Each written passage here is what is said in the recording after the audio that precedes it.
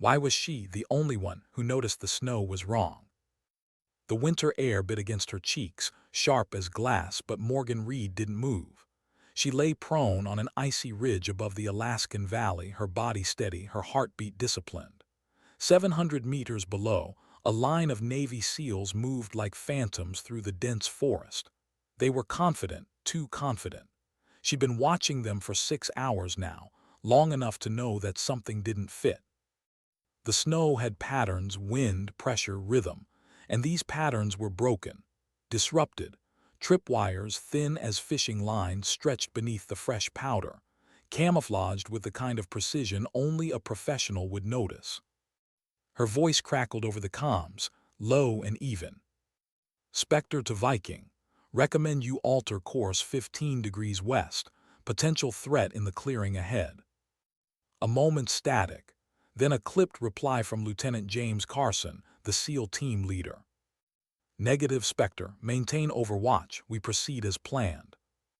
The reply carried an edge, irritation, dismissal, then a low chuckle from one of the men. She knew that sound. The unspoken jokes, the quiet disbelief, the "what's she doing here" tone that followed her since her first deployment. Morgan didn't react. She never did. She adjusted her wind hold, recalculating, watching. Her eyes traced the valley like a hunter's, every shift in snow, every whisper of motion. Something was off. The snow rippled against the breeze unnaturally. Wind direction from the northwest, velocity 2 knots, yet the drifts moved against it. Her instinct tightened. Definitely tripwires. She took a slow breath in, then out. Her grandfather's voice echoed faintly in her memory. Between heartbeats, girl. That's where the shot lives. Viking, I strongly advise you reconsider your approach, she said again, voice colder now. Confirmed hostiles in the clearing. Static, then Carson's irritated reply. Stay in your lane, Spectre. We've got this. The line went dead. She exhaled through her nose. Copy that, she whispered to no one. Her hand found the familiar steel of her M24 rifle, its weight solid, balanced. She wasn't angry, she was focused. Below, the point man reached the edge of the clearing. Morgan's finger hovered above the trigger. Her breathing slowed. Time stretched. The air itself seemed to wait, an invisible pause before history changed. Then the valley erupted. The explosion rolled uphill like thunder, tearing the earth apart. Snow turned to smoke. Trees splintered. The shockwave shook loose powder from the ridge around her, but she didn't flinch. Her scope was already moving, searching for muzzle flashes, for the real threat. She found it on the left tree line. A machine gun nest, perfectly placed, cutting down into the chaos below.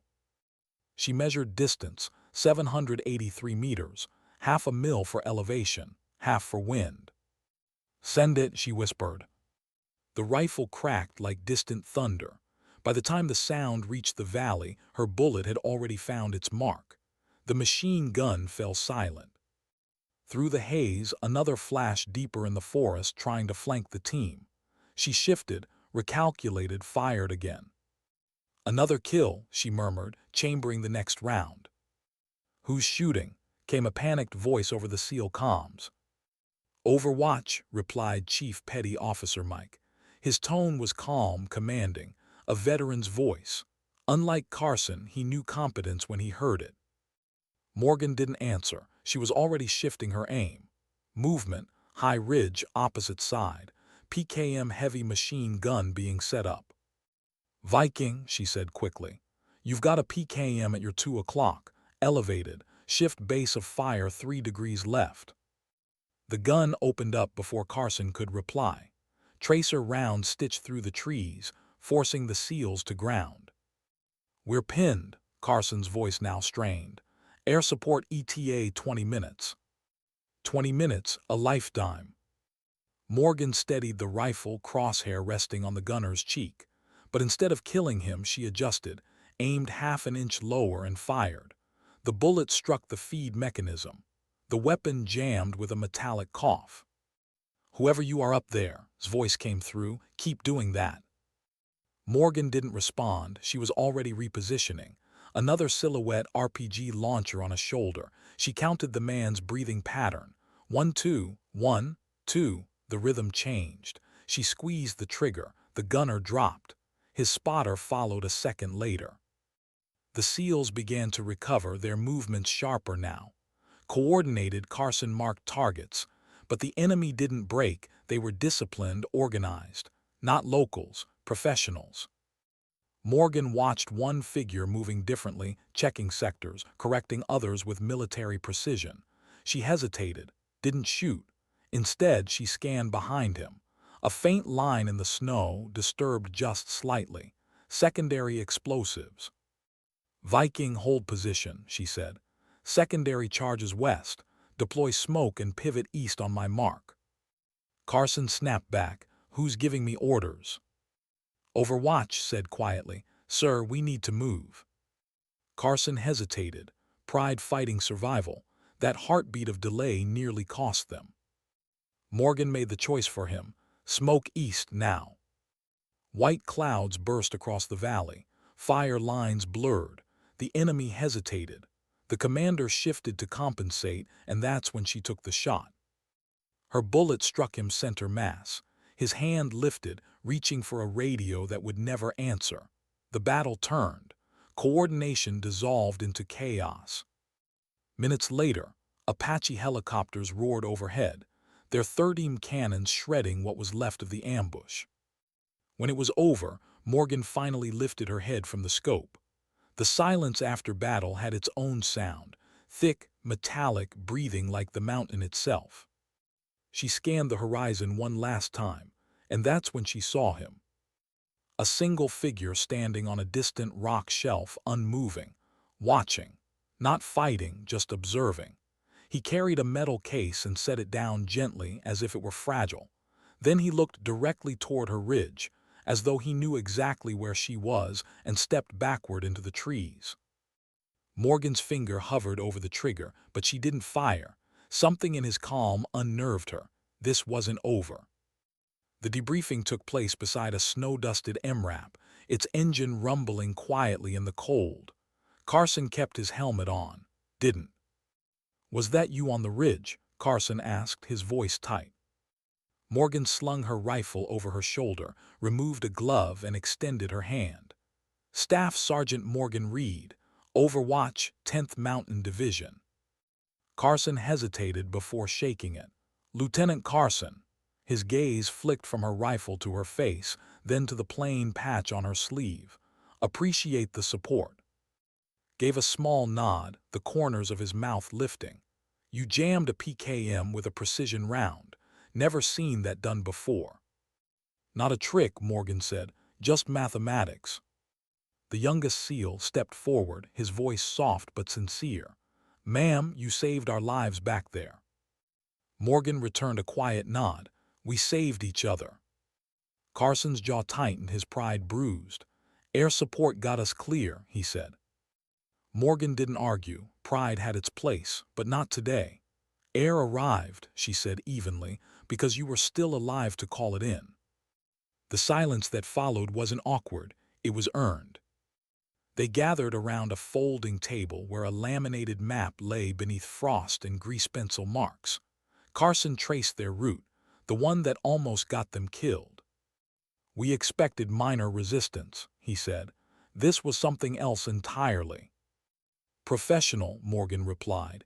Their patterns reflected military doctrine, not insurgent tactics. Carson frowned. You're saying this wasn't local. Morgan circled 2 positions on the map. These machine gun nests were coordinated. Their withdrawal routes were pre-laid. Whoever planned this expected you to move west after the blast. That's exactly what we almost did, said. But you didn't, Morgan replied. That's why you're alive. Carson's silence stretched. Commanders hate hearing how close they came to dying by their own judgment. Morgan continued quietly. I observed one figure directing the others. He moved with the precision of a commander. I engaged. High probability kill. High probability? Carson asked. He fell out of view, she said simply. The lieutenant looked up. reading something in her tone he couldn't quite place. They the operation together, professionals now, not rivals. Respect had replaced pride. Morgan traced their new path across the terrain. Her calculations were calm, meticulous. Wind drift, visibility, terrain choke points. The things no one else saw until it was too late. Nodded. Makes sense. We flipped the script. Exactly, Morgan said. We move where they don't expect us to, through terrain they think we can't use. Carson studied her face, something between irritation and admiration shifting in his eyes. You always think like this. Only when people stop listening, she said. The moment held, then softened. They all knew what it meant to almost die together and to owe that life to someone else. As they broke down the table, the sky above the Alaskan valley began to fade into violet dusk. The air was crisp, filled with the smell of fuel and cordite. Somewhere far below, the wind whispered through the ruined clearing, through the ghosts of men who had planned death and met it instead. Morgan looked once more toward the ridge where the silent observer had stood. The snow there was untouched now, empty. But she could still feel his eyes, the calm detachment, the quiet recognition. There was a name waiting behind that face, she could feel it, but not yet, not tonight. She holstered her sidearm and walked toward the transport, her boots crunching softly on frost. Somewhere behind her, Lieutenant Carson called her name, Reed. She turned slightly. I misjudged you, he said. Won't happen again. Morgan gave a small nod, her expression unreadable. Respect wasn't something to be received. It was earned, and she had earned it the only way that mattered. As the engine started up and the snow began to swirl, she allowed herself a single, fleeting thought, a reflection that came not from victory, but from survival. Sometimes dignity doesn't speak, it simply acts. Why couldn't she stop hearing the echo of that explosion? It had been hours since the valley fell silent, yet the sound still pulsed somewhere behind her ribs, not in her ears, but inside her. Morgan Reed sat alone beside the steel flank of the transport truck, the night wind brushing snow through the floodlights. The others had gone inside for debriefing and hot rations. She stayed out here, where the mountain still breathed. Her rifle lay open on a canvas cloth across her knees. Each part was clean, checked, oiled. The motion was slow, mechanical, like prayer. The smell of gun solvent mixed with cold air, grounding her in the ritual her grandfather had taught her. When you clean the weapon, you clean the memory, he used to say. One piece at a time until the noise fades. But tonight the noise didn't fade. She reassembled the bolt, sliding it home with a practiced click. Her gloved hand hesitated before closing the latch. A faint reflection moved in the rifle's scope, her own eyes staring back, colder than she remembered. The door to the tactical operations tent opened. Chief Petty Officer stepped out, his breath steaming in the light. You planning to sleep at all, Staff Sergeant? Eventually, she said without looking up. He leaned against the truck, silent for a while. He'd seen this before, soldiers sitting too still after combat, listening to ghosts no one else could hear. Carson's inside writing his report, said. He's already trying to make it sound like he called that smoke move himself. Morgan gave a faint half-smile. He can have the credit, it'll help him sleep. And you? I don't. Studied her for a moment. You saw something up there, didn't you, before? Morgan's hands paused over the rifle. Someone, she corrected softly. The observer. She nodded once. He wasn't panicked, he wasn't confused. He was watching us like he'd seen it before. Frowned. Intel's running facial recognition on your description. Maybe he's just another contractor. No contractor carries himself like that, she said. He handled the case like it mattered more than the men dying around him. The wind rose briefly, scattering snow between them, pulled his jacket. You think he'll come back? Morgan looked toward the ridge. I think he never left. The debrief ran past midnight. Inside the tent, the air was thick with diesel fumes and the faint buzz of fluorescent lights. Maps covered the table. Grease-pencil lines traced the valley like arteries. Lieutenant Carson stood stiff-backed at the head, his jaw tight. Enemy combatants were neutralized. Air support concluded engagement. Minimal friendly casualties, he recited. General Westfield, silver hair, face carved by years of command, listened without expression. His eyes were sharp but unreadable, the kind of eyes that saw everything and revealed nothing. Morgan stood near the back, hands clasped behind her, letting the others talk. When Westfield's gaze finally met hers, she straightened instinctively. "Staff Sergeant Reed," he said, "you were over watch." "Yes, sir."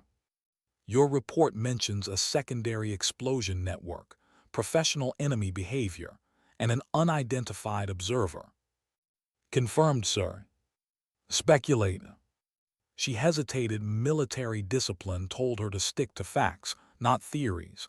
But Westfield wasn't asking as a bureaucrat. He wanted a soldier's instinct.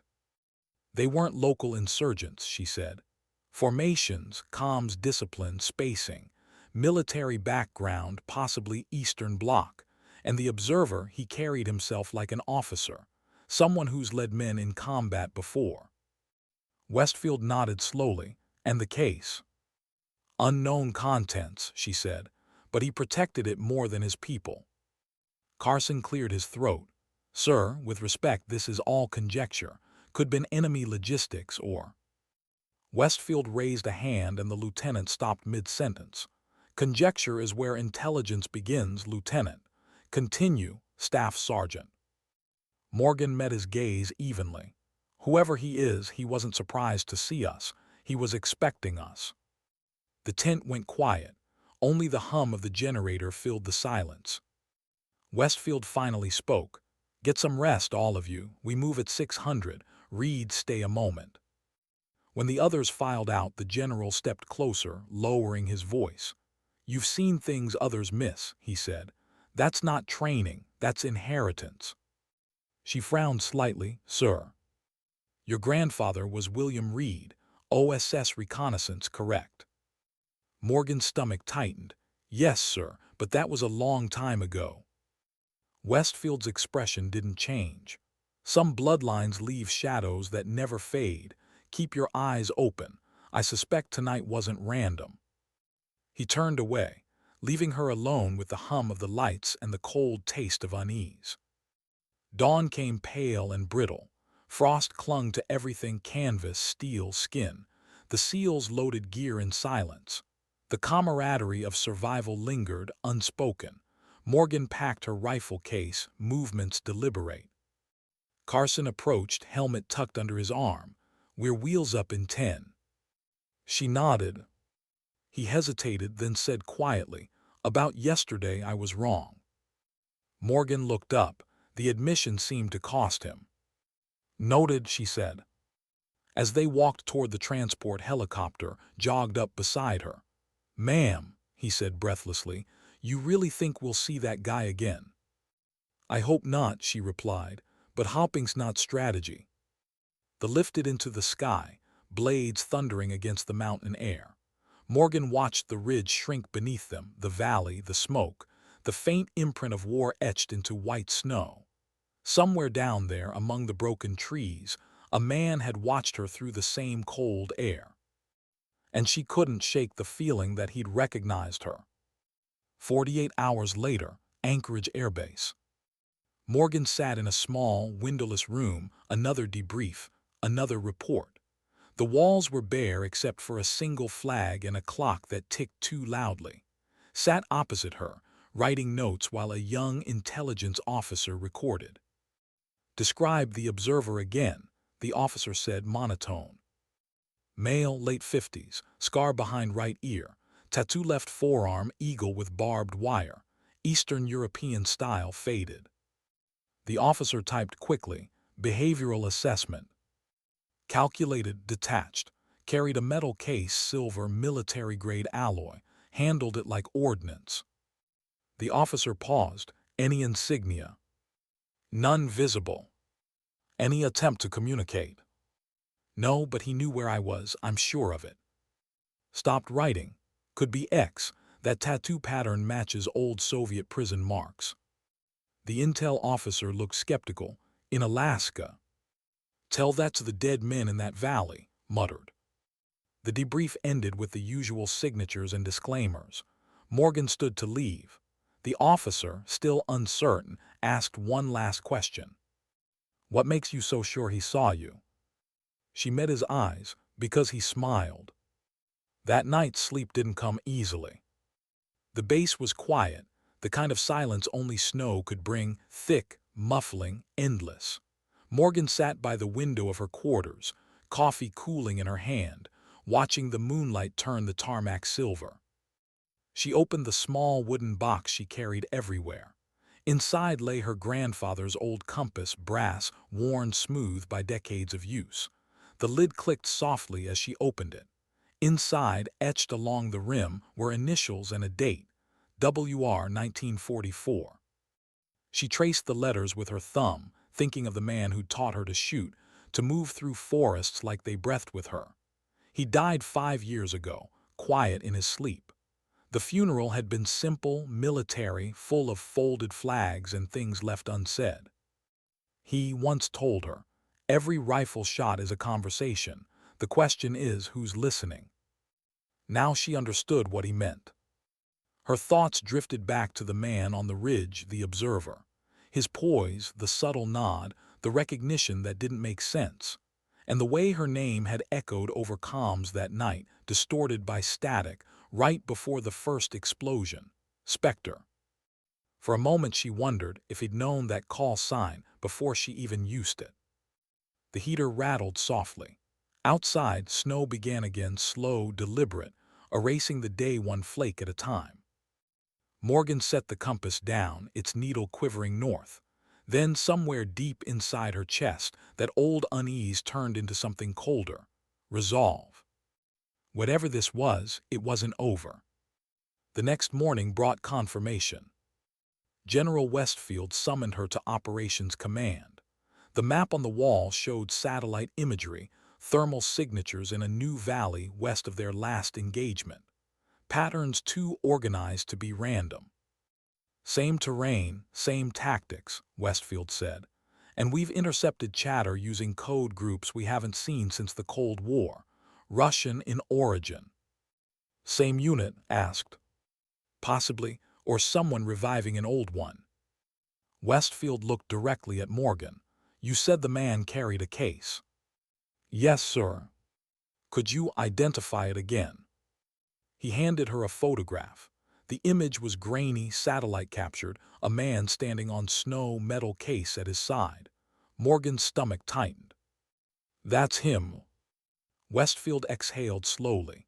His name is Colonel Victor, former GRU, last confirmed alive in 1982. Blinked, sir, that's impossible. He'd be in his 70s. 74, Westfield said, but apparently still operational. Morgan stared at the image, the same scar, the same tattoo, the same calm expression that had looked straight into her scope. Why Alaska? She asked quietly. That, Westfield said, is what we intend to find out. We're forming a joint task group. You're on it. Morgan didn't respond immediately. The weight of the photo pressed into her thoughts like ice.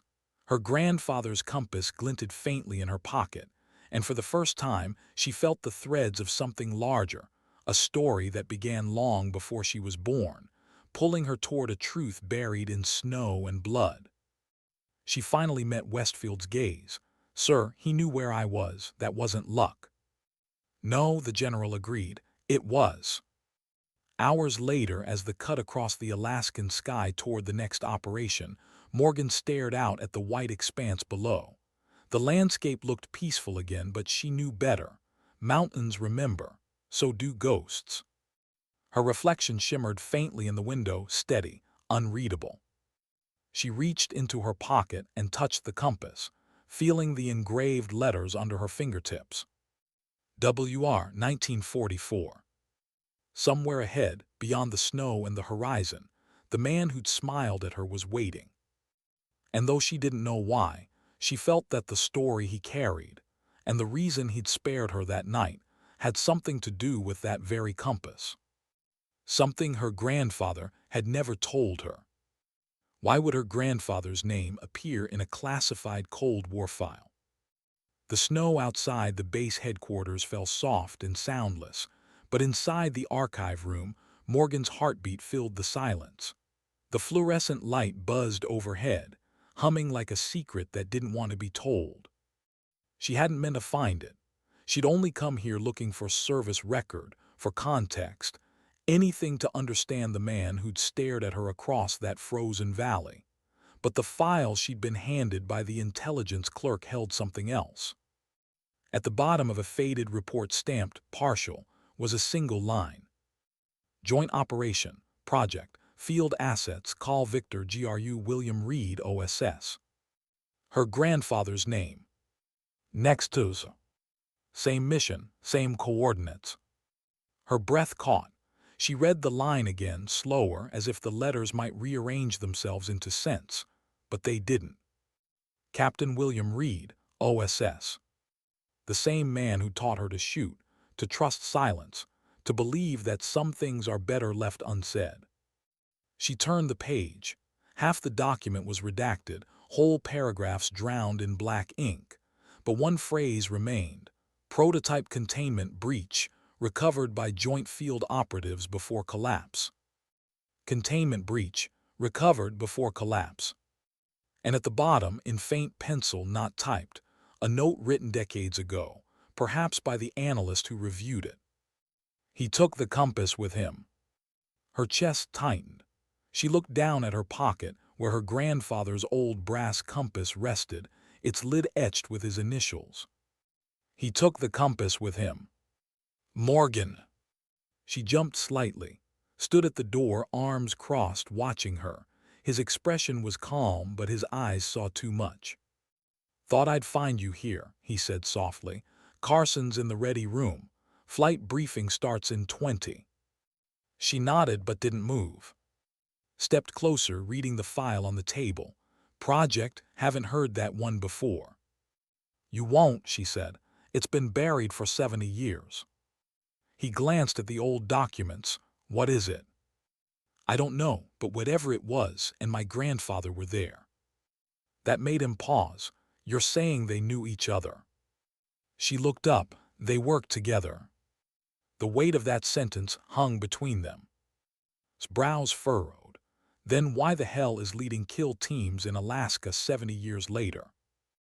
Morgan stared at the compass, thumb tracing the worn brass edge. Maybe he's finishing something they started. The flight to Point was long and cold. The Chinook thundered through thick cloud, its rotors beating rhythm into the silence. Morgan sat near the rear ramp, gear strapped tight, helmet resting in her lap. Across from her, Carson was briefing the team, maps projected onto his tablet, the red markers blinking in rhythm with the turbulence. Objectives here, Carson said. Old Soviet relay bunker.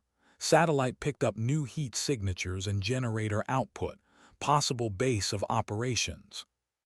Any idea what they're doing there? Asked. None, Carson replied. Intel's dark. We go in clean, secure, extract data.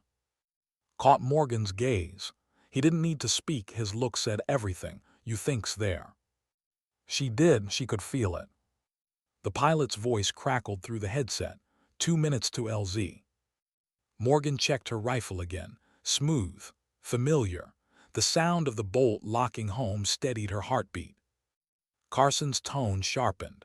Rules of engagement, minimal exposure, precision takedowns only. We're not here to make noise.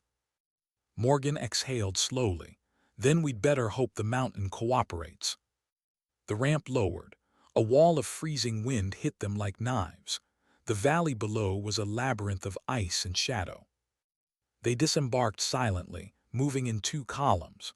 Snow muffled their boots, radios whispered, and every breath hung like smoke in the dark.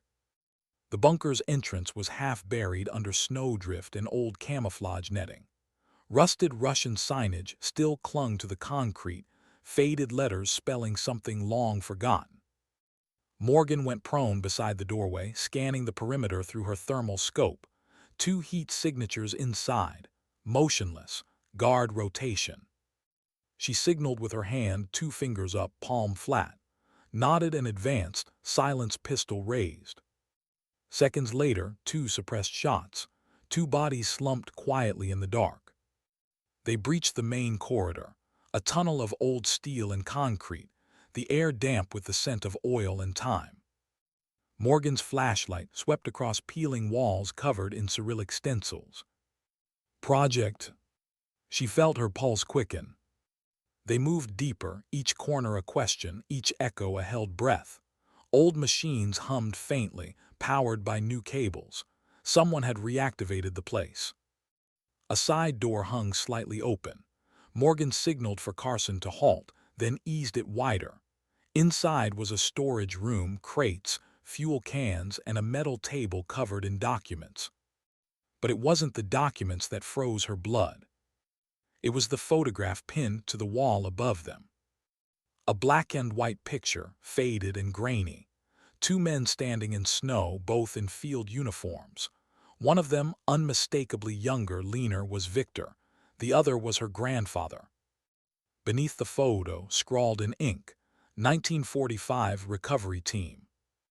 Morgan's throat went dry. She reached out, fingertips brushing the image as if touching the paper could explain it. Carson stepped beside her. Your grandfather.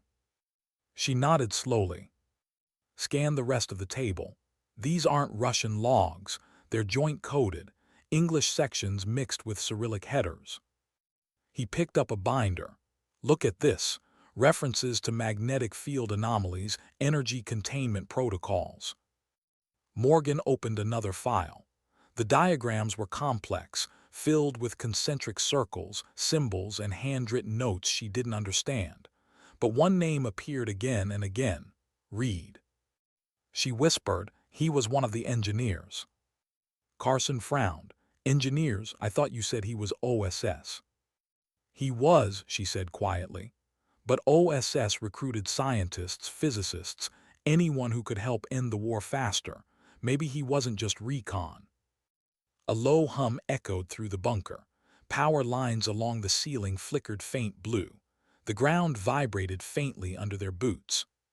Tensed, something running beneath us. Morgan crouched, feeling the vibration. A generator or something bigger.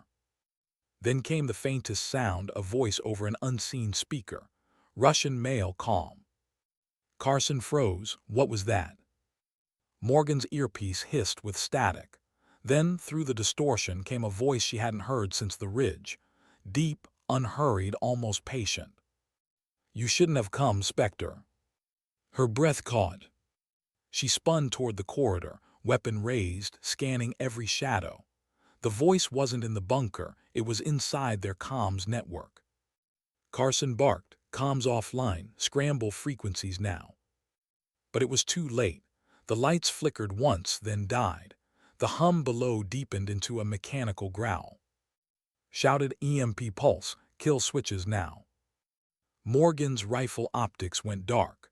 The compass in her pocket began to vibrate faintly at first, then stronger, as if reacting to something alive in the walls. She pulled it out, startled. The needle spun wildly, north lost completely. Carson's flashlight beam cut across the floor, revealing fresh boot prints, leading deeper into the darkness. Morgan's pulse thundered, he's here. And for the first time, she wasn't sure if she meant, or the ghost of the man who'd once fought beside him. When the backup generators came online, the team regrouped near the central chamber. The room was circular, lined with reinforced glass panels half buried in frost. Inside, behind the glass, something glowed faintly, blue, pulsating, rhythmic, like the heartbeat of a machine. Stared, what the hell is that? Morgan stepped closer, her voice barely above a whisper. The shape within the containment was indistinct, a shifting field of light and static, magnetic filaments twisting through the air. The walls hummed with residual energy. Carson raised his radio. Command, this is Viking, we have. Static, no signal. Then the lights dimmed again. A shadow appeared beyond the glass, walking slowly through the blue glow. Victor! He looked older now, his uniform ghostly under the flickering light. But his eyes, calm, sharp, were the same. He stopped just beyond the barrier and looked directly at Morgan. "Your grandfather knew," he said through the intercom, his voice smooth and steady. "He was the first to understand what it was, and now so will you." Morgan took a slow, measured step forward, her hand tightening on her rifle. "You were there with him. What did you find?" Smiled faintly. Something humanity wasn't ready to touch. The containment field behind him pulsed brighter, like a living storm caged in glass. The compass in Morgan's pocket vibrated harder, spinning violently. She could feel warmth seeping through the brass. Tilted his head. "He left it to you for a reason." "How do you know about—" she started. But before she could finish, the chamber lights exploded in a shower of sparks. A deep, resonant boom shook the floor as alarms screamed to life. The containment field fractured like glass struck by lightning. Shouted, "Move, move." Morgan turned toward the blast door, the compass burning hot in her hand. Behind them, his calm voice echoed one last time through the chaos. "It's already begun again." What woke her first, the silence or the blood in her mouth? Morgan Reed gasped for air, the taste of iron sharp on her tongue. The world swam into view, one fractured piece at a time. Flickering blue light, dust hanging in the air like mist, the low moan of metal under pressure. She tried to move. Pain lanced up her side, deep and hot, but she forced herself upright. Her ears rang, drowning out everything except the faint hiss of fire and the rhythmic drip of water from the broken ceiling. For a few seconds she couldn't remember where she was. The memory came back in flashes. The containment chamber's voice, the explosion, then nothing but light. She coughed, wiping blood from her lips, and reached for her rifle. The scope was cracked, the barrel scorched. She tossed it aside and scanned the chamber. It was unrecognizable now. The containment glass had shattered inward, shards glinting like ice across the floor. The machine, whatever it had been, was gone. Only the faint residue of light remained, swirling faintly in the air like mist. The comms in her ear crackled weakly. "Read copy." Her heart lurched. "I'm here, repeat, I'm here." Static swallowed the reply. She banged the comm against her helmet, desperate. Nothing. She stood, every muscle screaming, and limped toward what was left of the exit corridor. The steel doors had been torn off their hinges. The air reeked of ozone and burned insulation. "Carson." No answer, only the hollow echo of her own voice. She felt the compass in her pocket shift, vibrating faintly like a heartbeat. She pulled it out. The lid was warm, almost hot, and when she opened it, the needle no longer spun. It pointed steadily downward. Her chest tightened.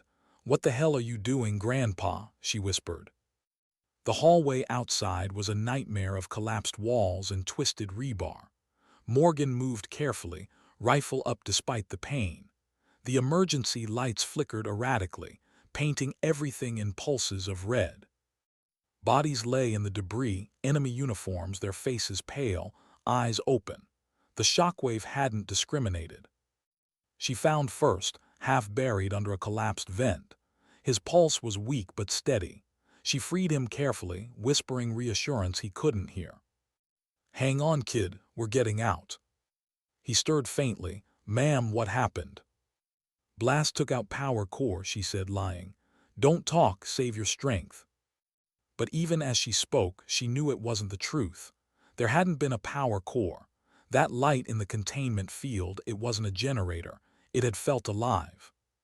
She pulled a flare from her pack and cracked it open. The crimson glow spilled through the wreckage, stretching down a tunnel that now sloped deeper into the earth. The compass needle pulsed faintly toward it. His voice came faintly through the static.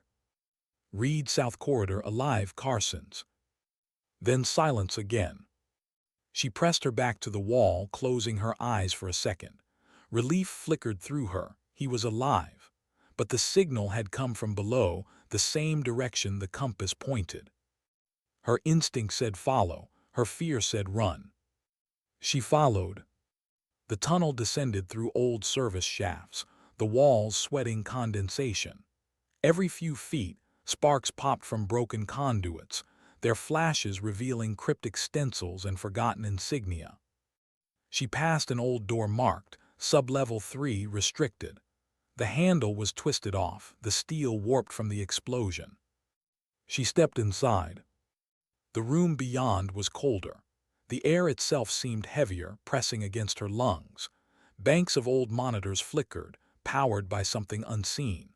On one of the screens, static resolved into a grainy feed, a frozen frame of the containment chamber before the blast.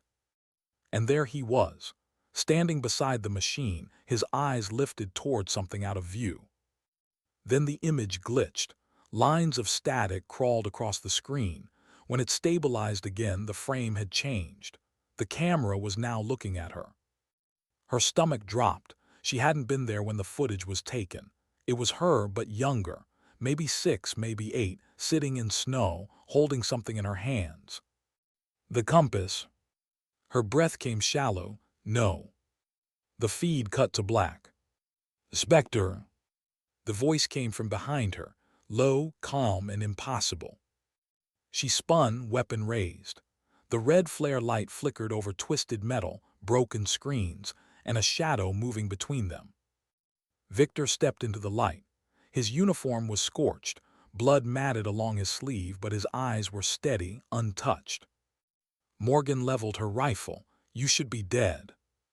Perhaps, he said, but death is not what it used to be, not since your grandfather opened the door. Her finger tightened on the trigger. Where's my team? Alive, he said, for now. Why are you here? To finish what William Reed could not. He looked at the compass in her hand. He tried to destroy it. You brought it back to life. Morgan swallowed hard. You're insane. He smiled faintly. He thought so too, until the light answered him. He took a slow step closer. That device you call a compass, it isn't pointing north, it's pointing home. She took a step back. You're talking nonsense. Am I? His voice softened. You felt it, didn't you? When the field broke, the warmth, the pull, that wasn't radiation, that was memory. Morgan hesitated, a flicker of doubt cutting through her anger. Memory. He nodded. Was not a weapon, it was a bridge, a link between what we are and what came before. Your grandfather understood that. He tried to close it, but the link never truly severed. Why me? She demanded. Why now? Because you carry his mark, said simply. His blood, his compass, his unfinished duty. The floor vibrated under their feet, faint but steady, like something vast stirring below them. His expression hardened. We woke it again, you and I, and it's listening. Morgan's pulse pounded. She raised her rifle again. You're coming with me. You'll tell command everything you just said. Didn't move. His calm unnerved her more than any threat. You don't command this anymore, Spectre. It's already begun. He turned, walking toward a maintenance hatch at the far end of the room. She fired. The bullet struck the steel beside his shoulder, sending sparks across his coat. He didn't flinch, just stopped and said without looking back. Your grandfather made the same mistake. Then he vanished through the hatch. Morgan ran after him. The tunnel beyond sloped down again, narrower now, lit only by flickering emergency lamps. The compass in her pocket glowed faintly through the fabric, the metal hot against her thigh. Her breath came fast. Every corner, every shadow felt alive. She emerged into a wide chamber deep beneath the bunker, a space so vast it swallowed her flashlight beam whole. The walls curved in a perfect circle, lined with strange metallic carvings that shimmered faintly with residual light. In the center lay a pit, a smooth, circular hole descending into darkness, lined with the same symbols she'd seen in the documents upstairs. She stepped closer, drawn without understanding why. The compass pulsed harder in her hand, the needle trembling wildly. Then faintly from below she heard something. Not words, not sound. More like a rhythm, deep and slow, like a heartbeat echoing through stone. "Morgan!" The shout broke the spell. She spun around, stood at the far end of the corridor, blood on his face but alive. Relief hit her like oxygen. She ran toward him. He caught her by the arm, gripping hard. "Thank God, I thought you." "Where Carson?" "Dead," he said quietly, "crushed under the south tunnel. Stable, teams inbound. We need to move now." Morgan nodded, but her eyes flicked back toward the pit. The heartbeat sound was gone, but she could still feel it, low in her chest, steady and unnatural. Followed her gaze. "What is that?" She didn't answer. "Let's get topside." As they climbed, the radio crackled faintly, an open channel. For a second she thought it was feedback. Then a voice whispered through, calm and measured. "You can't close what's already open." Yep. Morgan froze, looked at her. Who was that? She swallowed hard, her throat dry. "The past," she said quietly, "catching up." They emerged into the night. Snow fell heavy, blanketing the burned trees and shattered steel of the mountain's scar. The chopper hovered in the distance, its searchlight sweeping across the valley like a lighthouse through storm. Morgan turned once more toward the black mouth of the bunker. It was silent now, but deep inside, beneath the earth, something hummed softly, like a promise that it wasn't over. She looked down at the compass. The needle had stopped moving again, dead still. But when she tilted it toward the sky, it quivered, just slightly, as if north wasn't above or below, but waiting somewhere else. They lifted off in silence, stared at the horizon, his eyes haunted. What did he mean? The light answered him. Morgan didn't reply. She was watching the mountains shrink below, the white landscape fading into cloud. The compass rested in her palm, faint warmth pulsing from within. Whatever had awakened down there, it wasn't finished, and somehow she knew it had been waiting for her. Sometimes survival isn't escape, it's inheritance. Why couldn't she feel her own heartbeat? The question haunted her long before she opened her eyes.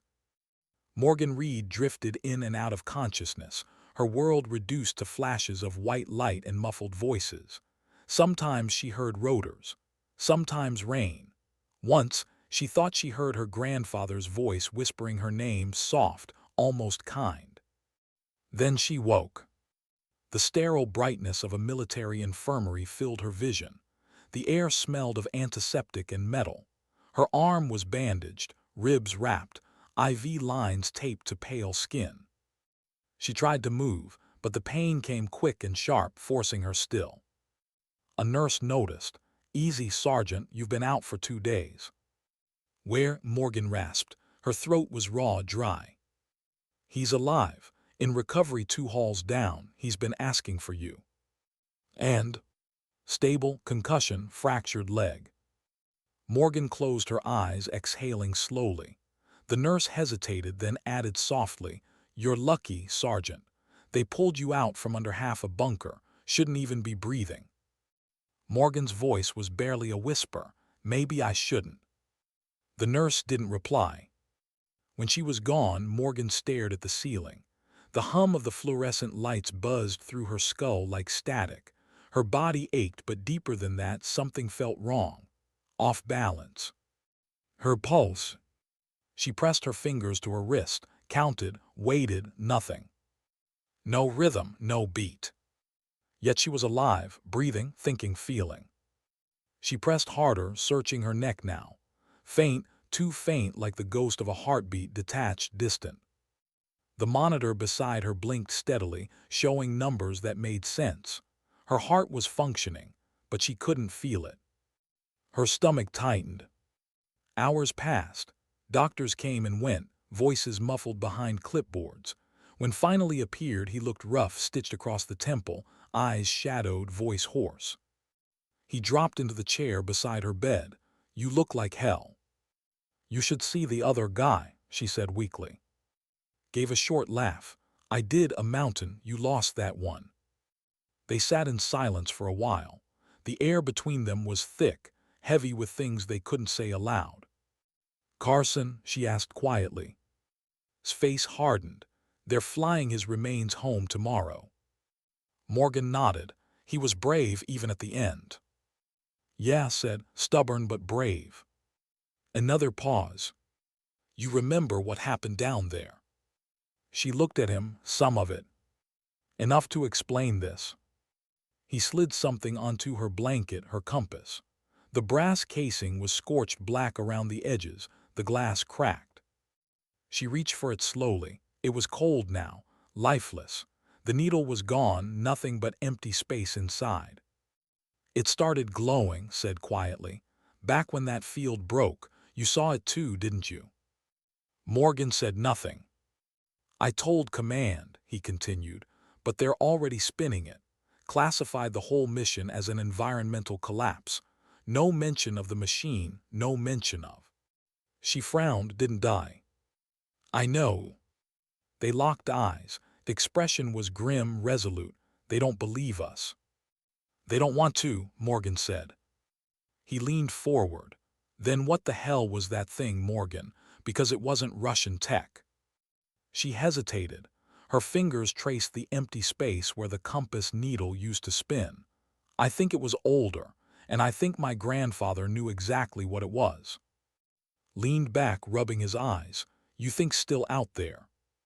I don't think, she said. I know. That night she couldn't sleep. The medical wing was dark except for the faint glow of monitors. The quiet was absolute, no footsteps, no chatter, just the rhythmic click of the IV pump. She turned her head toward the window. Beyond the glass, snow fell slow and silent under floodlight. Her body felt wrong again. Heavy but not in pain, more like attuned. Every creak in the building, every vibration in the pipes, she could sense it, like her nerves had grown longer, reaching into the world around her. She closed her eyes. For a second she saw flashes, not dreams, not memories, but impressions. Her grandfather standing in the snow, compass in hand. Light blooming around him. Beside him, younger, shouting something she couldn't hear. Then behind them both, the sky opening. She gasped and sat up, heart pounding, except it was. The monitor beside her beeped faster, detecting stress, but inside her chest there was only silence. Her skin felt warm. The air near her fingertips shimmered faintly, like heat rising off asphalt. Morgan stared at her hands. What the hell? Then it was gone. The shimmer vanished. The room was just a room again. She sat there for a long time, breathing shallowly, afraid of her own stillness.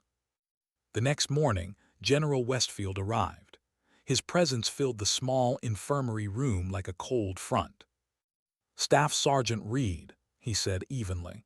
You're being discharged from medical care effective immediately. Morgan frowned. I can barely walk. You'll have help. He handed her a folder. You and Chief are reassigned to Joint Task Division Black. You'll report to Washington by 700 tomorrow. Black Division, she repeated. That doesn't exist. Westfield's expression didn't change. It does now.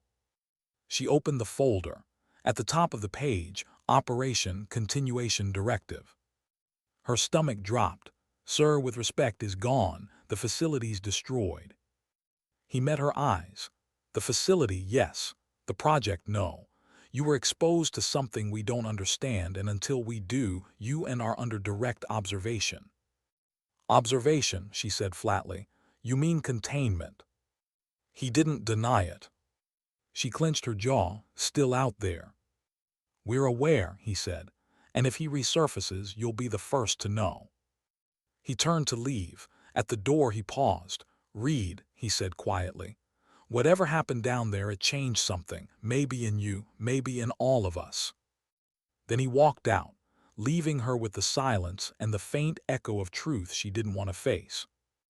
Met her outside the ward an hour later, duffel slung over his shoulder. You get the same call I did. She nodded. Black Division. Sounds like a fancy word for quarantine. Probably is. They stepped out into the cold. The wind off the airfield was sharp, biting through layers of uniform and fatigue. The sun was pale, struggling through low cloud. As they approached the transport jet waiting on the tarmac, Morgan stopped. The air around her felt wrong again, charged, electric. She said softly, "Do you feel that?" He looked around. "Feel what?" "The air." He frowned. "Just wind." But she knew it was.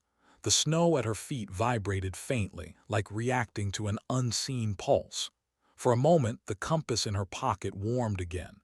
Then faintly, she heard something not with her ears but inside her head. A voice whispered, familiar. "Morgan." She froze, her breath misted in the air, uneven. "You can't destroy light, you can only inherit it." Her pulse, or whatever replaced it, surged. Noticed her expression. "You okay?" She nodded slowly, though her hands trembled. "Yeah, just cold."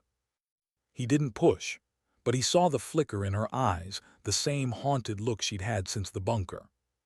They boarded the jet. Engines roared. The landscape fell away beneath them, endless white, fatting into cloud. Morgan stared out the window. Somewhere below, under all that snow, still pulsed, waiting.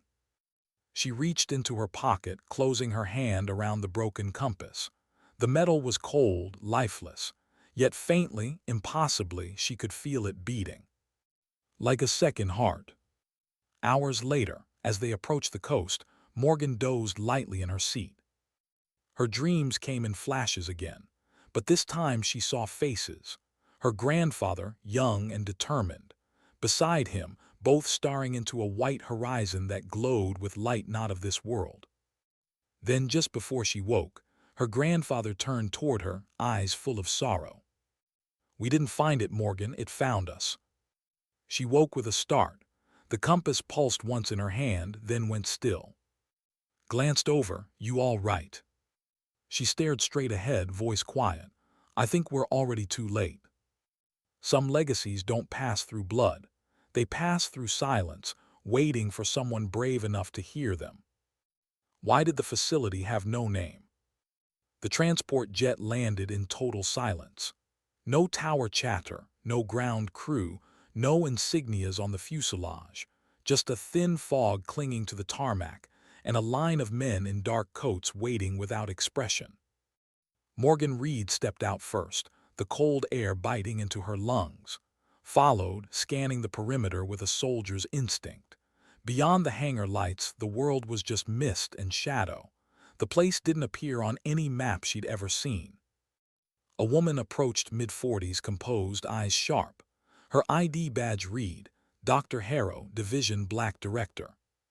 "Staff Sergeant Reed, Chief, welcome to." Repeated. Harrow smiled faintly. "That's the name we use when someone asks where we are. No one ever does." She gestured for them to follow. Inside the hangar, the cold turned clinical. White walls, fluorescent lights, cameras in every corner.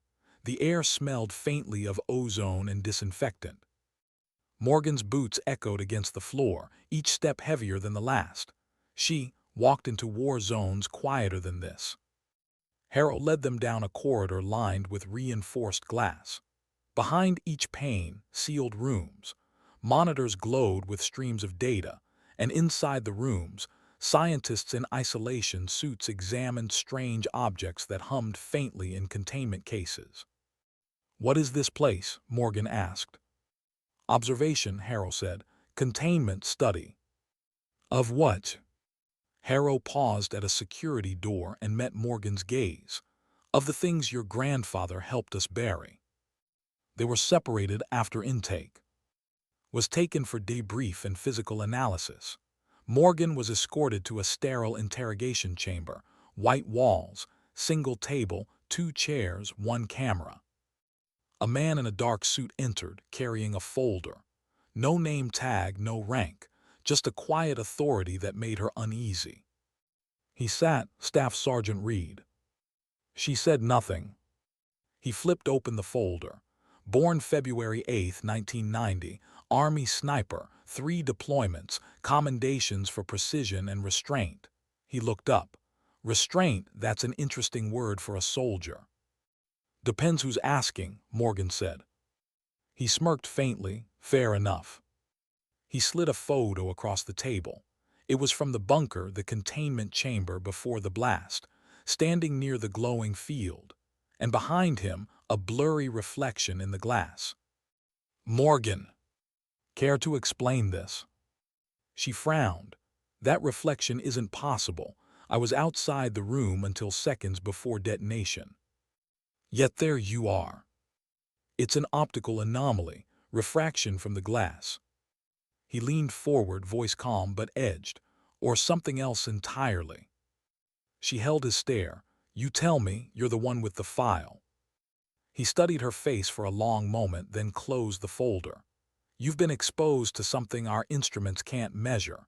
Radiation, energy, unknown spectrum, we're not sure, but it changed you. Morgan's jaw tightened. I'm not sick. Maybe not, but you're not the same either. He tapped the table. Your biometric scans show irregular readings, heart rhythm inconsistent, neural response elevated. You're hearing things, aren't you? Her silence answered him. He leaned back. We're not here to punish you, Sergeant. We're here to understand you, and if you cooperate, we can protect you. She looked up sharply. Protect me from what? His voice lowered. From yourself. They kept her under observation for days. Sleep cycles monitored, diet controlled, conversations recorded. She was allowed no weapons, no comms, no outside contact. Visited once, his face bruised, his frustration thinly veiled. They're not researching, he whispered when guards were out of earshot. They're watching us, like test subjects. They think we brought something back, Morgan said quietly. Did we? She looked down at her hands. I don't know anymore. He rubbed his eyes. You ever feel like they already know the answers, and we're just here to confirm them? She gave a small, humorless smile. That's how interrogations work. He sighed. Whatever's going on, they're scared of it. Then maybe they should be. That night she couldn't sleep again. Her room was plain, single bed, steel sink, no window, but the air felt alive. The faint hum of electronics in the walls pulsed in rhythm with something inside her chest. She sat up, heart racing, the same stillness, the same silence. Then she heard it again, not outside but through the metal, a whisper of a voice, distorted but familiar. Morgan. She froze. Wasn't containment, it was preservation. She stood, pressing her hand to the wall. The sound vibrated through the metal, faint, rhythmic, like a coded message. He didn't close it, he sealed it inside himself. Her pulse quickened, or whatever replaced it now. Who are you? She whispered. The whisper came again, fractured by static. Is not the first, and you will not be the last. Then silence. Morgan backed away slowly, her breath unsteady. The hum in the walls faded. The only sound left was the faint tick of the air vent. She sank to the floor, trembling hand clutching her chest. No heartbeat, no pulse, just heat. Her mind raced, sealed it inside himself, her grandfather, the compass, the field. The compass hadn't guided him, it had contained something. And now it was inside her. The next morning, Harrow called her into the briefing chamber. The room was dark, lined with monitors showing live satellite feeds of Alaska, the mountain range where it had been buried. Harrow's expression was tense. 2 hours ago, we detected an energy signature identical to the one from the event. Morgan stiffened. Where? 40 miles north of the original site, remote terrain, no settlements. Then survived. Harrow didn't disagree. He's rebuilding something. We're sending a recon unit, aerial surveillance only. No boots on ground yet. Morgan's jaw tightened. Let me go. Harrow shook her head. You're compromised. I'm not infected. That's not what I said. Then what did you say? Harrow's voice softened, but her eyes remained cold. You're connected. The energy in your bloodstream matches what we detected in that valley. If trying to reawaken it, he'll find you before we do. Morgan stared at her. You're using me as bait. Containment isn't about walls, Sergeant. It's about control. Later, found her packing in the observation courtyard, the only place in the facility where they could see real sky. He watched her for a while before speaking. They briefed me too. She turned. They want to use us. They already are. Morgan exhaled hard, breath steaming in the cold. My grandfather knew this would happen. That's why he buried it. Why he never told me. Stepped closer. Whatever it is, it's reacting to you. That's why they're scared. She looked up, eyes sharp, distant. Then we use that fear. Frowned. You're thinking of escaping. I'm thinking of finding before they do. That's suicide. So was walking into that valley. He stared at her for a long moment. You really think he'll talk? He already is, she said quietly. He hesitated. Then tell me, Morgan, if you find him, what will you do? She looked out toward the horizon beyond the electric fence, where clouds bruised the dawn sky. I don't know, she said softly, but I need to know what my grandfather did and why it chose me. That night alarms blared through the compound. Red lights washed over white walls. Guards ran down corridors, radios screaming interference.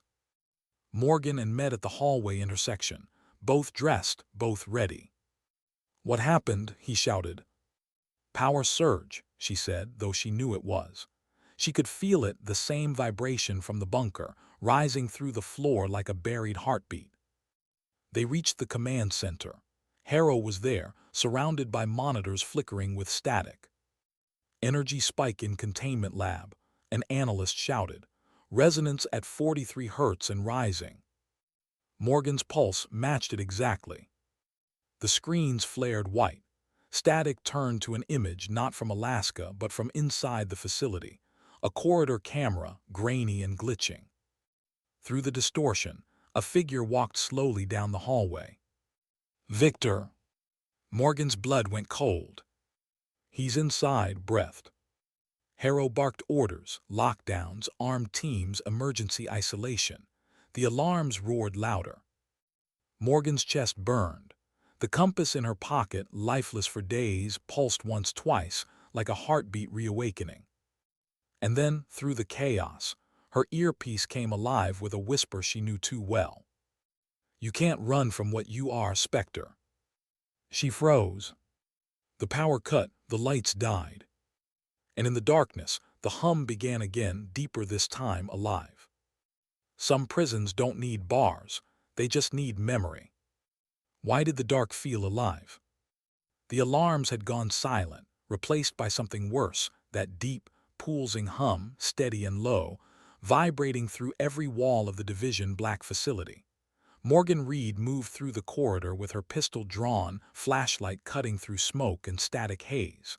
The air smelled of ozone and fear. She shouted, but her voice came back fractured, warped by the hum. No answer. The emergency lights flickered red, then black again. Somewhere in the distance, metal screeched, doors locking, systems collapsing. The entire building was reacting, like a living thing defending itself. She checked her comms. Nothing but white noise. The compass in her pocket pulsed faintly with warmth, each beat synchronized with the hum in the floor. Morgan turned a corner and froze. The security hall was lined with shattered glass panels. Inside one of the observation rooms, the containment case that once held classified residual energy samples was cracked open. The air around it shimmered faintly, visible distortion, like heat rising from pavement. She stepped closer. The hum deepened, and the light inside the crack pulsed in time with her breath. Not again, she whispered. It never ended. The voice came from the reflection in the glass behind her. She turned sharply, pistol raised. Victor stood in the corridor, his uniform burned and blood-stained, his face calm as stone. He carried no weapon, only the same metal case from the mountain, dented but whole. Morgan didn't lower her gun. How did you get in here? He tilted his head slightly. The same way you did. I was invited. By who? He smiled faintly. You. Her jaw tightened. You killed people, soldiers, civilians. Whatever you're doing ends now. He stepped forward into the red light. You sound just like him. Who? William Reed. Her chest constricted. His voice softened, almost mournful. He said the same words the night he tried to destroy, but even then he didn't understand what it was. None of us did. She steadied her aim. Then help me understand. He studied her for a long, silent moment. You were born to. It's why he left you the compass. Morgan's throat tightened. That compass didn't lead me to you. It led me into hell. Nodded slowly, as it did him. The hum in the walls grew louder. The air shimmered brighter, coalescing into faint tendrils of light curling through the cracks in the floor like veins under skin. Looked around, Reverend. It's waking. Morgan took a step back. What is? The memory. Stop talking in riddles. He turned toward her, eyes fierce now. You think was a weapon. It was. It was a mirror, a recorder, a living archive of human will, every death, every thought, every act of defiance imprinted into the fabric of this world. Your grandfather helped us find it in Siberia. He believed it was alien, but he was wrong. She frowned, gun unwavering. Then what was it? Us, said simply. It was us, the collective echo of everything we've ever done to survive. Pain, rage, mercy, the sum of human memory. Morgan shook her head. That's impossible. He took a slow breath. So was surviving 2 explosions that should have vaporized you. So was your heart stopping for 6 minutes in that hospital and you walking out alive. Her pulse quickened. You've been watching me. Watching, his tone softened again. No, following. He took another step closer. The compass in her pocket glowed faintly, light bleeding through the fabric. His eyes flicked toward it. He used the compass to contain a fragment of the field. He thought it would die with him, but when he passed it to you, it woke again. It chose you. She wanted to deny it, wanted to scream at him to end this, but the warmth in her pocket betrayed her. What do you want? He studied her face with something like pity. To finish what we started, to release it, to let the memory live freely as it was meant to. Morgan's voice hardened. That thing killed my team. He didn't flinch. Your team was standing between a door and the world. You think light cares who burns. Her finger tightened on the trigger. You're insane. Smiled faintly, a shadow of grief in it. Perhaps, but so was your grandfather when he first saw it. He called it God. Then he called it hell. Then he realized they were the same. The lights above them flickered violently. The walls trembled. Morgan shouted over the hum, You're not opening anything, not here, not ever. His expression softened, almost sorrowful. You still don't understand, child. It's already open inside you. Before she could respond, the floor split with a deafening crack. Blinding white light surged upward from the fissure, hurling her backward. She hit the wall hard, vision exploding into static. When she blinked again, was gone. The hallway was empty, but the light lingered, swirling where he'd stood, not chaotic now, but pulsing in steady rhythm. She felt that rhythm inside her chest, resonating like a second pulse. Morgan. His voice distant but real. She staggered to her feet, head spinning. I'm here. He appeared from the far corridor, weapon raised, eyes wide. Christ, what happened to you? What? He shone his flashlight on her face. For a moment she didn't understand. Then she saw it reflected faintly in his visor. Her eyes were glowing. Just faintly, a pale blue shimmer. Jesus, Morgan, he whispered. She touched her face, but felt nothing different, only warmth. The compass in her pocket had gone white hot. Stepped closer. We need to get you out of here. Not yet. Not yet. The whole facility's collapsing. I saw him here. He's trying to finish what they started. His voice hardened. Then we blow the place before he does. Morgan looked down the hallway where the light still shimmered faintly, like a pulse leading deeper underground. I can find him. Grabbed her arm. You're not thinking straight, whatever that thing did to you. I'm fine, she snapped, pulling free. He held her gaze, seeing the conviction and the fear behind it. You're not fine, you're changing. She didn't answer, couldn't, because deep inside she already knew he was right. They moved together through the lower corridors, weapons ready. The air grew hotter the deeper they went, and the hum turned into a low, constant vibration. At the end of the hall, a blast door stood open. Beyond it lay the old containment chamber, rebuilt, reinforced. The blue light glowed faintly within. Whispered, "This is where it started." Morgan nodded, "And where it ends." Inside the chamber, the case carried sat open on a pedestal. Inside, swirling like a trapped aurora, was the same luminous energy from the Alaskan valley. Stood beside it, one hand resting on the edge, eyes fixed on the light. "You came," he said without turning. "Step away," Morgan ordered. He didn't move. "Do you hear it yet?" "Hear what?" "The voices, the memories, the ones your grandfather silenced when he sealed the first breach." She raised her pistol. "Turn around." He did, slowly. His expression wasn't angry, it was mournful. He didn't die a hero, you know. He died afraid. Afraid of what he saw in himself when the light spoke back. "Enough," she said, her hand shaking. "You think you can stop it," that's what he thought too. "But you can't kill memory. You can only become part of it." He stepped forward. "Let me show you." "Don't move." He reached out his hand, not in threat but in offering. For a heartbeat, or whatever passed for one inside her, Morgan hesitated. Then fired.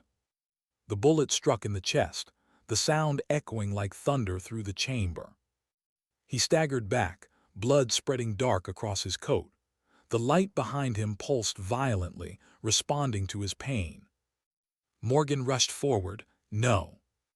His gaze met hers one last time. "You'll understand soon. He kept it from you, the truth, the choice." He collapsed. The light roared. The energy lashed out, striking the walls, the floor, her.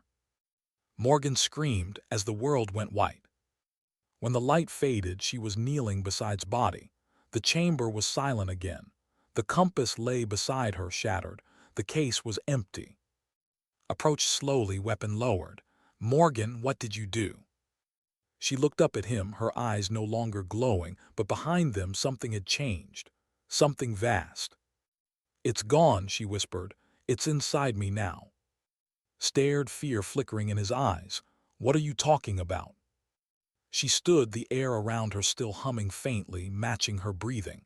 He was right. It wasn't a weapon. It was memory. And now I remember everything. "Morgan." She turned toward the door, her voice distant. "We need to leave, before they come for us too." He hesitated. "Who?" She looked back over her shoulder. "The people who buried this the first time." Some truths aren't meant to be told. They're meant to be carried. How do you destroy something that remembers you?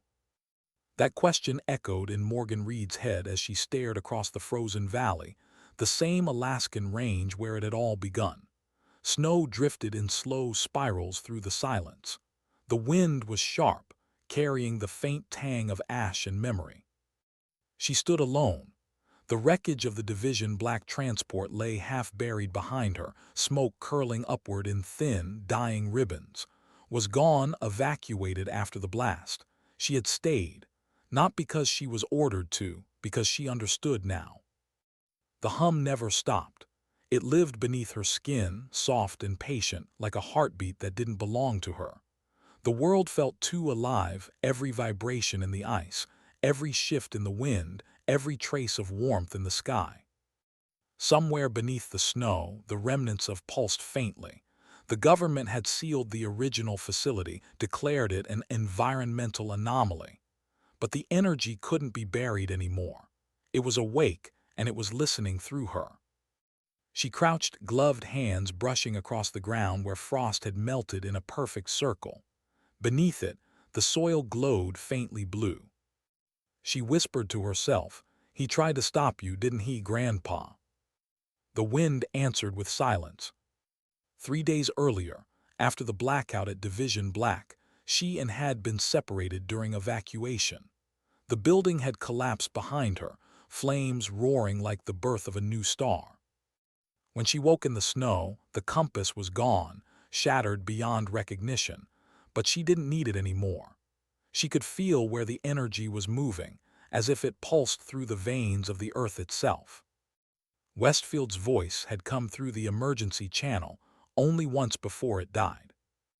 "Reed, if you're alive, do not engage. Do not approach the anomaly.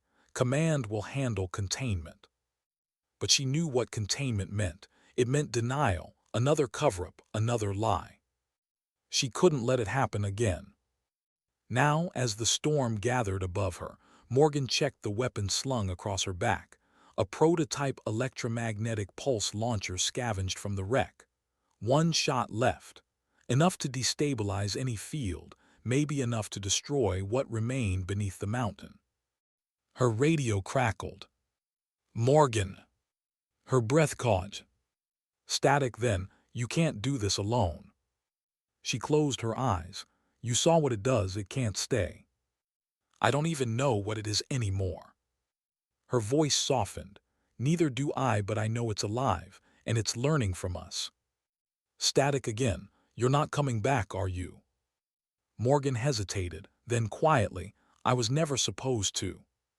She descended through the frozen crevasse, snow giving way to black rock. The tunnel was narrow, carved from collapsed corridors of the original facility. Faint light seeped from cracks in the walls, the same blue pulse, rhythmic breathing. Her boots crunched softly in the dark. The deeper she went, the louder the hum became, not noise now, but voices layered in whispers. "We remember. We wait. We see you." She stopped, hands trembling. "Stop it," she whispered. But the voices didn't stop. They grew warmer, closer, almost human. "He couldn't finish it, you can." She forced herself forward, one step at a time. The tunnel widened into a hollow chamber, the last surviving section of the containment vault. And there it was. A sphere of light hovered in the center of the ruin, suspended above a fractured ring of metal. Its surface rippled like water, pulsing with the rhythm of breath. Every pulse sent warmth through her chest. It wasn't chaos, it wasn't anger, it was something else, awareness. Morgan approached slowly, weapon raised but hands trembling. "You're what they were afraid of," she said softly. "You're what he tried to hide." The light shimmered, and for an instant the shape of a man appeared within, not alien, but her grandfather. His voice echoed gently, layered with 1,000 others. "I couldn't destroy it, Morgan. I could only carry it until someone stronger came." Her eyes filled. "You knew it would kill you." "Everything worth protecting costs something." The figure flickered, fading. The hum grew louder, shaking the ground. She dropped to one knee, clutching the weapon. "If I don't stop it now, it'll spread. If you destroy it, you destroy what makes us human. Then maybe that's mercy. Or fear." The words hit her harder than any explosion. She stood slowly, staring into the light. The voices layered together now, male, female, young, old, every emotion, every loss, every choice. "You are us. You are the echo of our memory. You are the answer." Her vision blurred. For a moment she saw everything kneeling in the snow, her grandfather holding the compass, soldiers dying, cities burning, mothers praying, children laughing, all of it bound by the same invisible thread of defiance that made humanity impossible to erase. And she understood. Wasn't evil, it wasn't divine. It was human memory refusing to fade, a reflection of everything they had ever done to survive the dark. But left unbound, it would consume the world that created it. She lifted the weapon, tears freezing against her skin. "I'm sorry," she whispered. "Don't be." She closed her eyes and pulled the trigger. The blast wasn't fire or sound, it was silence, perfect, absolute. Light expanded through the chamber, not blinding but soft, almost kind. It folded around her like water, carrying her weightless. For the first time she felt her heartbeat return, not faint, not distant but strong. And beneath it other heartbeats joined, a chorus of them, millions. Her grandfather's voice was the last she heard before the light took her. Sometimes the only way to save the world is to remember it. Days later, a search team reached the valley. They found nothing alive. The snow had been melted into smooth glass, perfectly circular, 100 meters wide. At the center lay a single object, a brass compass, restored, unbroken, needle steady, pointing north again. General Westfield watched from the helicopter window as the recovery unit approached. "No bodies?" he asked. The field officer shook his head. "No sign of Reed or just this." He held up the compass, its surface faintly warm despite the cold. Westfield's expression hardened. "Seal the site. Nothing leaves this valley." "Yes, sir." As the helicopter lifted off, the field below shimmered faintly, not visible to the naked eye, but caught in the reflection of the cockpit glass. A silhouette female, calm, standing in the snow, rifle slung across her shoulder, watching the horizon. Then gone. Weeks later, sat in a quiet bar outside Anchorage, staring at the compass lying on the counter before him. The bartender said nothing, just poured him another drink and left him to the silence. He turned the compass over in his hands, tracing the engraved letters, W.R. William Reed. Below that, a new line etched so faintly he almost missed it, M.R. He looked up, eyes wet, voice breaking. "You did it, didn't you?" Outside, snow began to fall again, soft, slow, endless. The radio in the corner flickered with static. Then faintly, almost imperceptibly, a woman's voice whispered through. "Tell them it's over." Froze, the glass in his hand trembled. Then the radio went silent. He looked back down at the compass. Its needle spun once, then stopped, pointing east. He smiled, tears breaking through the quiet. "Rest easy, Spectre." He left the compass on the counter and walked out into the falling snow. Behind him, the compass needle twitched again, then steadied, not north, not east, but home. High above the mountains, where the sky burned pale gold against the ice, a faint shimmer of light drifted across the clouds, not lightning, not reflection. Just a heartbeat. Soft, human, eternal. Sometimes dignity doesn't speak, it simply acts, and sometimes it becomes the silence that saves us all.